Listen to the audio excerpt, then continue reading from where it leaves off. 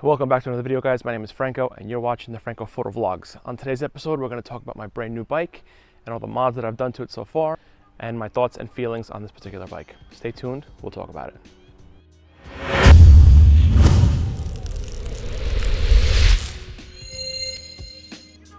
All right, we are back. Let's talk about my new 22 Triumph Speed Twin.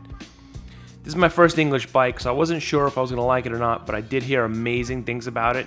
And spoiler alert, this bike is amazing. I love it. But let's talk about all the things that I like and I don't like in particular about this bike. So if you're considering buying one of these, or if you just seem to be interested or just finding out about this bike and you want to know more about it, I'm going to give you an owner's perspective of an experienced rider that has had 67 motorcycles previous to this one. So take it for what it is. I'm not a professional reviewer by any stretch of the imagination, but I have experience on motorcycles riding for 20 years and I've had a lot of bikes, so I can tell you what I like and what I don't like, especially compared to a lot of other bikes. So let's talk about things that I love about the bike, and then we'll get into the reasons why I don't like some things about the bike. Number one is clearly the motor. This 1200cc V-twin is just incredible. Actually, I'm sorry, it's not a V-twin, it's a parallel twin, I believe. I could be wrong, but I'm not here to give you stats. Whatever this is, this 1200cc motor is incredible. It has got gobs of torque in every aspect of this gearbox. Throughout the whole rev range, this thing just seems to never need to downshift. And even in rain mode. I usually kind of try to keep it in rain mode, to be honest, around town, because I want it to be a little more docile, because this thing can be crazy. I mean, I've seen videos of guys just hooning around on these things and doing wheelies. It's not my style particularly, but I think it's cool as hell, and it can do it because it has a lot of torque and a lot of power. So the number one thing I love about this bike is the engine. Number two is the ergonomics. It is not a very aggressive style of seating position, let's say. It's somewhere in between very relaxed and aggressive. You're leaning forward a little bit. Your legs are somewhat like, not necessarily behind you, but more like underneath you, and definitely not forward facing. The one issue that I thought I was going to have with this bike was going to be the wind protection, but to be totally honest with you, I really don't need wind protection. I'm actually pretty happy with how this bike handles, even at up to 130 miles an hour. When I first bought the bike, I was talking to one of the guys at the dealership who actually owns the same bike, and he showed it to me, and he had this Puge windscreen on it, and it looked kind of cool, I guess, and he said it helped a little bit with the wind. And before even really riding the bike, I wanted to, make sure I had some sort of wind protection, so I went ahead and bought it. It was only 48 bucks, and in my mind, I've spent more money on stupider shit, so I said 48 bucks, let's give it a try. So I went ahead and bought it, and to be honest, most things that I don't like in the beginning, they grow on me, and I end up liking them, but this did the total opposite. I ended up hating the way it looked. I thought it made the bike look cheaper and crappier, so between that and the fact that it did nothing for wind protection, in fact, it actually made it worse in my opinion. It just basically pushed all the air that was going around the bike. It went straight to my helmet. So it was kind of like deflecting it from everywhere to just concentrating it onto my helmet. So I got rid of it, I sold it, and to be honest, I'm happy about that because it looked like crap. I'm actually gonna put a dart fly screen. They make a small fly screen that looks really nice and classy, and I actually ordered the grill for the headlight, which gives it a more retro style. So wind protection, it's okay. I really don't mind. Alright, next let's talk about the overall build quality of the bike. Like I said a little bit earlier, this is my first English bike and I didn't know what to expect. I knew that it was going to be a nice bike because it wasn't cheap and people love these things. There's not a ton of bad reviews on them. So I said, you know what, let me get this bike and let's see what's going on with it.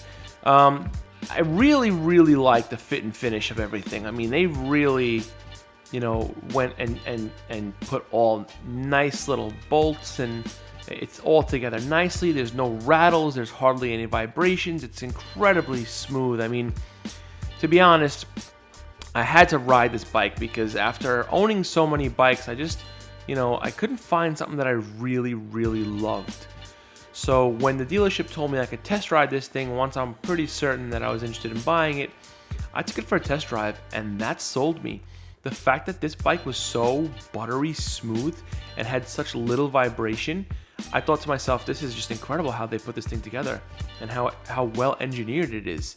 So, the test ride really sold me. I loved it. I loved the power, and I loved how it shifted. I loved that there was no vibration. I loved how comfortable it was. So, fit and finish and overall build quality, incredible. All right, so pretty much at this point, I'm gonna wrap up everything that I like about the bike because all the major things about it are a go for me. Like I said, love the power, love the riding position, don't mind the wind. I love the fit and finish, and I love how quiet and smooth and comfortable this bike is. So that pretty much wraps up everything that is good about the bike. Now let's jump into all the bad things. I say let's jump into the bad things like it's a bad thing. There's really not that many. I'm gonna just hit the ground running here and go with the worst one in my opinion. And that is the fuel range. It's not a very small tank, so I'm actually surprised that it's getting such crappy range. Now, to be fair, I haven't done a full test on running this thing from totally full to totally empty, so I can't give you a definitive answer as to what type of range I'm getting, but based on calculations and miles per gallon and how I'm riding this thing, which is a combination of, light around town use and, high-speed highway stuff. Again, don't forget, I keep this thing mostly in rain mode, particularly because I'm trying to conserve gas, because I hate going to the pump so often. I'm getting right now about 130 miles out of this tank, which to me is totally unacceptable and extremely terrible.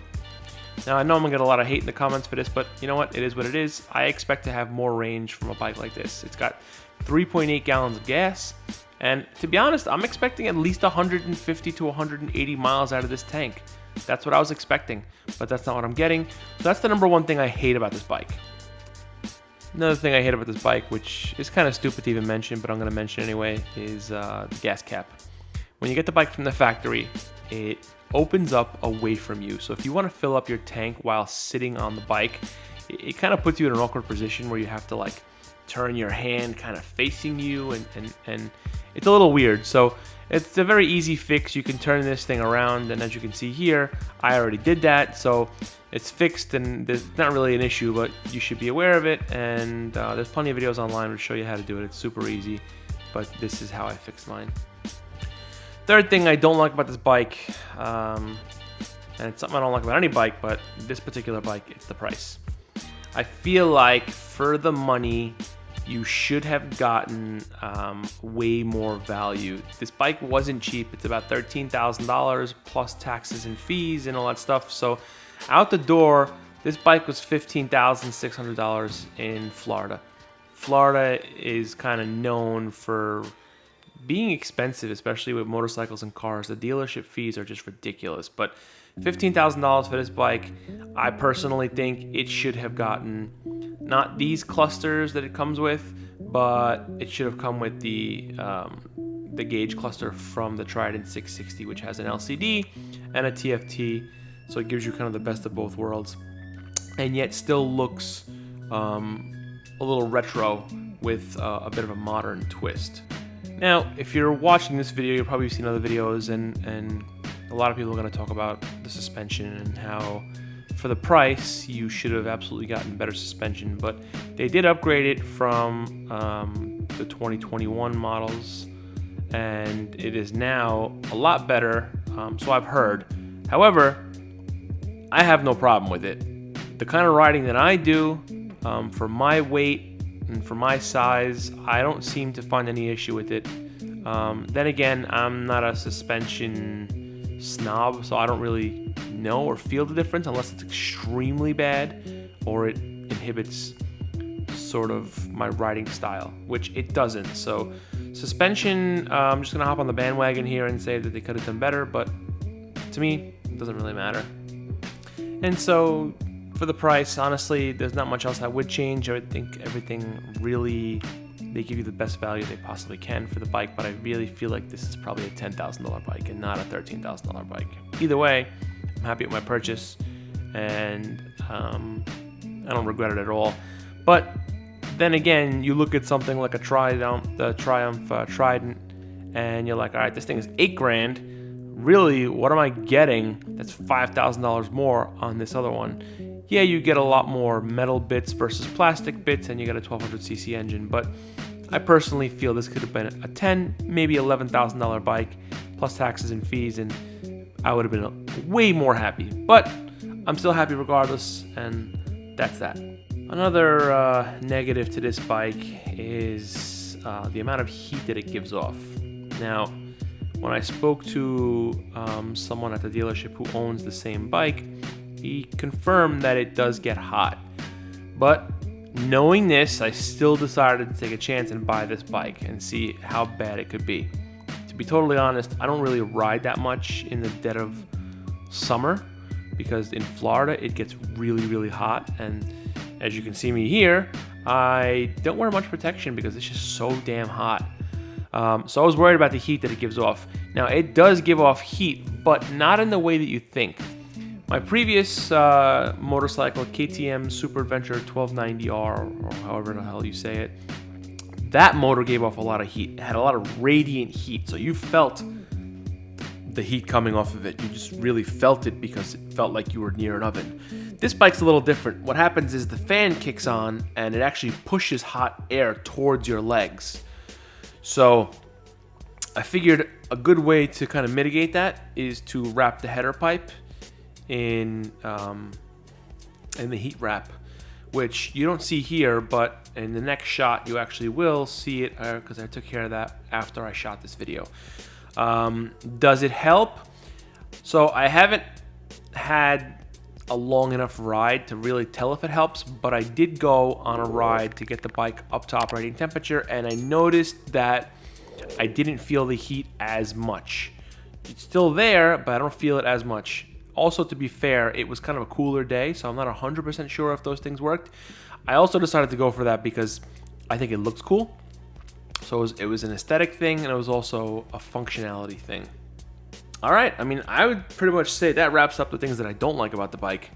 You know everything I do like about the bike. You know everything I don't like about the bike. Now let's talk a little bit about the mods that I've done, and I have planned for this. So if you have this bike or are interested in buying this bike, you kind of get an idea for what's out there and what is able to be done to these things.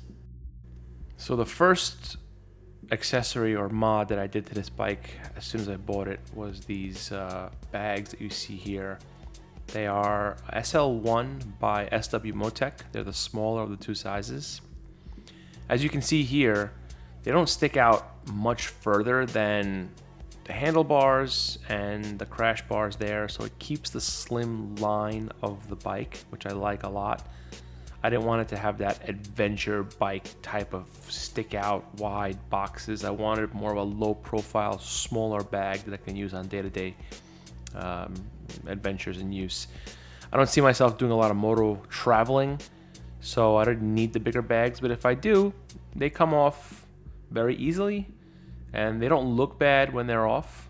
So I can always at some point purchase the bigger bags if I wanted to. So these next couple shots here are going to show you what the bike looks like with the bags off. I feel like the design of these racks are very minimalist I should say.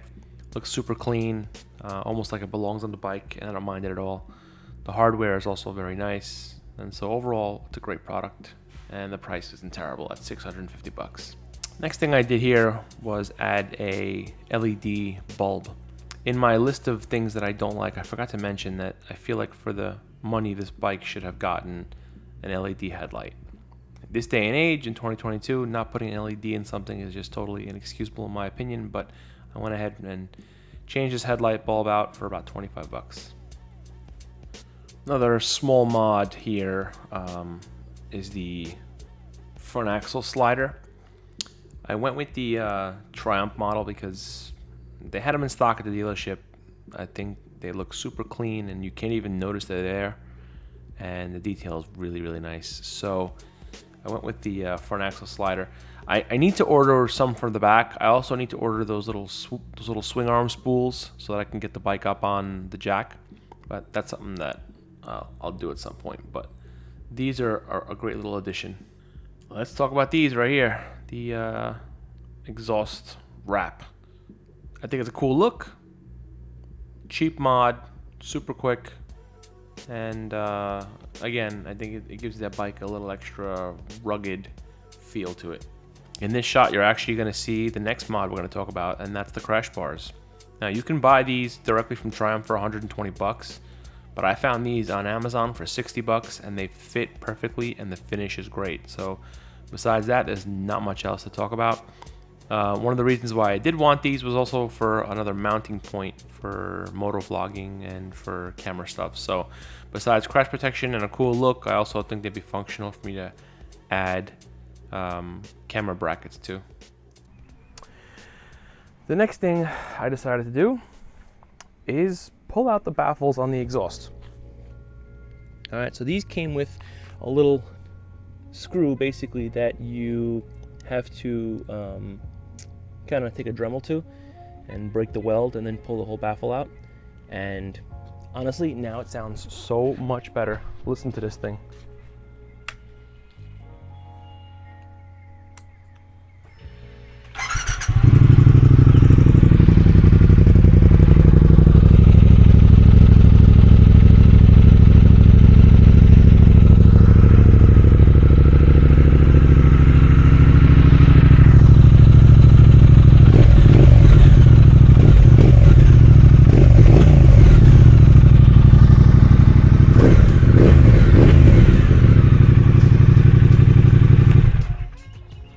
Sounds so much better. The only reason why I would consider at this point maybe possibly switching out pipes is because of A, look, and two, or B, weight. Weight is a kind of a big factor on this bike. It's actually kind of heavy. Well, I think that was pretty much it. Those are all the mods that I did on my bike. You now know the things that I don't like about it, you know, the things that I do like about it. I plan on making more videos on this bike to kind of give you like a 6-month and a possibly year review, although I can't guarantee that because I really haven't had a motorcycle really any longer than like a year or two max. But like I said, so far I love this bike and I feel like I'll be keeping it for a while, but then again, my mind changes like the wind, so who knows what the future holds for this motorcycle and myself. But again, I'd like to thank you guys for watching, and I encourage you to let me know what you like about this video, what you don't like about the video. If you have any questions for me, I answer every single comment, and so let me know what you have questions about. I'm glad to help out as much as I can. Please don't forget to subscribe, share this video, like it, the whole nine. You know what to do. And if you don't already, I'd like to encourage you guys to follow us on Instagram at Franco Photo Vlogs. And with that, that's it. Thanks so much for watching. Thanks so much for riding with me today. I hope you enjoyed the video. I will catch you guys on the next one. Peace out.